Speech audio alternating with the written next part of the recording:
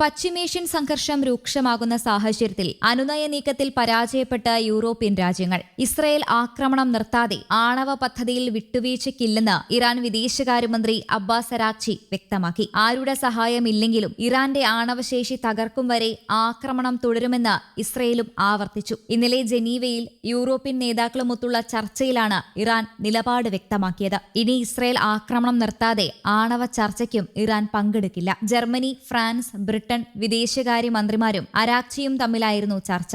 ആണവ പദ്ധതിയിൽ നിന്നുള്ള പിന്മാറ്റമാണ് ചർച്ചാ വിഷയം. ചർച്ച നടക്കുന്നതിനിടെ ഇസ്രയേലിലെ ഹൈഫയിൽ രാത്രി മിസൈൽ വീണ് 23 പേർക്ക് പരിക്കേറ്റു. ഇറാന്റെ ആണവ ഗവേഷണ കേന്ദ്രം ഇസ്രയേൽ തകർത്തു. ആണവ ശാസ്ത്രജ്ഞൻ കൊല്ലപ്പെട്ടു. ടെഹ്റാനിൽ 100-ലേറെ സ്ഫോടനം ഇന്നലെ നടന്നു. ആളപായം എത്രയെന്ന് ഇതിൽ വ്യക്തമല്ല. ഇറാനെ ആക്രമിക്കാനുള്ള പദ്ധതിക്ക് അംഗീകാരം നൽകിയെങ്കിലും 2 ആഴ്ച സമയം നൽകുമെന്ന് US പ്രസിഡന്റ് ഡൊണാൾഡ് ട്രംപ് കഴിഞ്ഞ ദിവസം പറഞ്ഞിരുന്നു. ഇതിനിടെ ഇറാന്റെ ആണവ നിലയം തുടച്ചു നീക്കാൻ ആണവായുധം ഉപയോഗിക്കുന്നത് അമേരിക്കയുടെ ആലോചനയില്ലെന്ന് മാധ്യമങ്ങൾ റിപ്പോർട്ട് ചെയ്തു. പശ്ചിമേഷ്യയിൽ മഹാദുരന്തം വിതയ്ക്കാൻ അനുവദിക്കില്ലെന്ന് റഷ്യ മുന്നറിയിപ്പ് നൽകി. ഇറാന് പൂർണ്ണ പിന്തുണ പ്രഖ്യാപിച്ച് ഹിസ്ബുള്ള മേധാവി നയീം ഖാസിം രംഗത്തെത്തി. ഇറാനെ സഹായിച്ചാൽ ഹിസ്ബുള്ള ഭൂമിയിൽ ഉണ്ടാകില്ല എന്നാണ് ഇസ്രയേൽ മുന്നറിയിപ്പ്. ഇസ്രയേലിനെതിരെ ടെഹ്റാനിൽ 10,000 പങ്കെടുത്ത റാലി നടന്നു. Australia, Switzerland, New Zealand, check republic തുടങ്ങിയ രാജ്യങ്ങൾ ടെഹ്റാനിലെ എംബസി സേവനങ്ങൾ നിർത്തിവെച്ചു.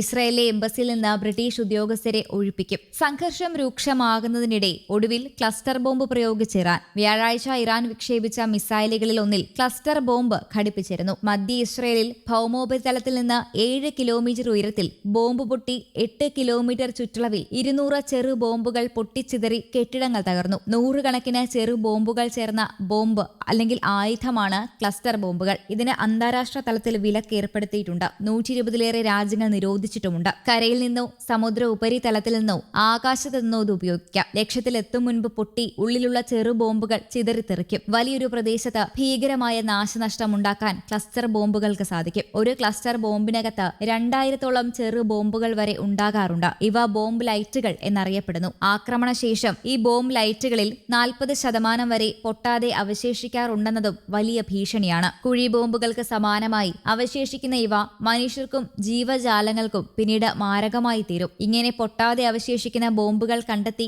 നിർവീര്യമാക്കുക എന്നത് ഭാരിച്ച ചെലവുള്ള കാര്യമാണ്. യുദ്ധം മൂലം തകർന്ന രാജ്യങ്ങൾക്ക് അത് എളുപ്പമാവില്ല.